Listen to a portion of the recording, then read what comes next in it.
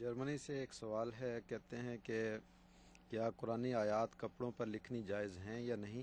اچھا، اگر ناجائز ہیں تو بابا گرو نانک صاحب کے چولے پر کیوں لکھی ہوئی پہلے تو تھی؟ یہ بتائیں کہ کپڑوں سے کیا انہوں قرآنی نے آیات چمڑے پر لکھنی جائز ہیں، جی کاغذوں پر لکھنی جائز ہیں، کپڑوں پر لکھنی کیوں ناجائز ہو گئیں؟ جی انہوں نے حضور ایک واقعے کی طرف اشارہ کیا ہے جی، کہ فرانس میں ایک عورت نے کپڑوں پر قرآنی آیات کی نمائش کی تھی، اور جس پہ مسلمانوں نے کافی احتجاج کیا۔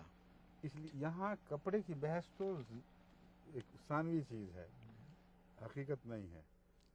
حقیقی بحث یہ ہے کہ کیا قرآن کریم کو کسی ایسے رنگ میں استعمال کرنا جس سے اس کے تقدس پر حرف آتا ہو اور اس کی بے حرمتی ہوتی ہو، یہ جائز ہے کہ نہیں؟ جواب سیدھا سادہ ہے کہ ناجائز ہے۔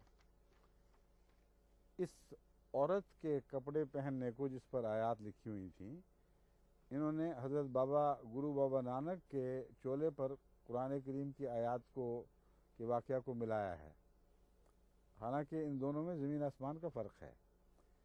ایک عورت ناپاکی کی حالت میں جو گناہوں میں ملوث بھی ہو اور بے حیائی اس کا پیشہ بنا ہوا ہو، وہ جب قرآن کریم کی آیات اپنے کپڑوں پر لٹکا کے پھرتی ہے تو مسلمانوں کے دل کو یقیناً ٹھیس پہنچتی ہے، صدمہ ہوتا ہے۔ اس مومنوں کو اس مسلمانوں کو دعا کرنی چاہیے، اللہ ان لوگوں کو ہدایت کرے۔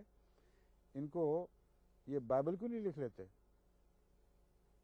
ظاہر بات ہے، اگر قرآن ہی بہت خوبصورت اور پیارا لگتا ہے، اگر پیارا لگتا ہے تو مسلمان ہو جائیں، پھر پڑھا کریں، پھر کپڑوں پر لکھنے کے بجائے دل پر لکھ لیں۔ تو یہ بات بتا رہی ہے کہ نیتیں بد ہیں، شرارت ہے، فساد ہے، مسلمانوں کو انگیخت کیا جا رہا ہے کہ اب کر لو جو ہمارا تم نے کرنا ہے، ہم طاقتور قومیں ہیں، تم ہمیں کچھ نہیں کہہ سکتے۔ تو مسلمانوں کو میں یہ سمجھاتا ہوں کہ واقعی وہ کچھ نہیں کہہ سکتے، صرف کمزوروں کو کہتے ہیں بیچارے، جو ان کے قبضے میں آئے ہوئے ہوں، ان کے اوپر مقدمے بھی چلا لیتے ہیں، سب کچھ جھوٹے سچے سب کچھ بن جاتا ہے۔ طاقتور قوموں سے لڑنے کی مجال نہیں ہے۔ اس لیے اس ہدایت پر کیوں نہیں آتے جو حضرت محمد رسول اللہ صلی اللہ علیہ وسلم کی ہدایت ہے کہ خدا سے گریہ گزاری کرو۔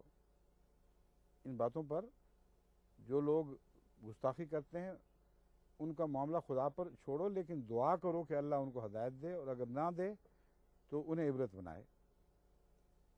خدا کی پکڑ سے تو کوئی دنیا کی طاقتور سے طاقتور قوم باہر نہیں ہے۔ بس اس عورت کا جو ایک ناپاک ارادے سے، ناپاک بدن کے ساتھ قرآن کریم کی بے حرمتی کا زوم لے کر کے میں کر رہی ہوں، کون ہے جو مجھے روکے؟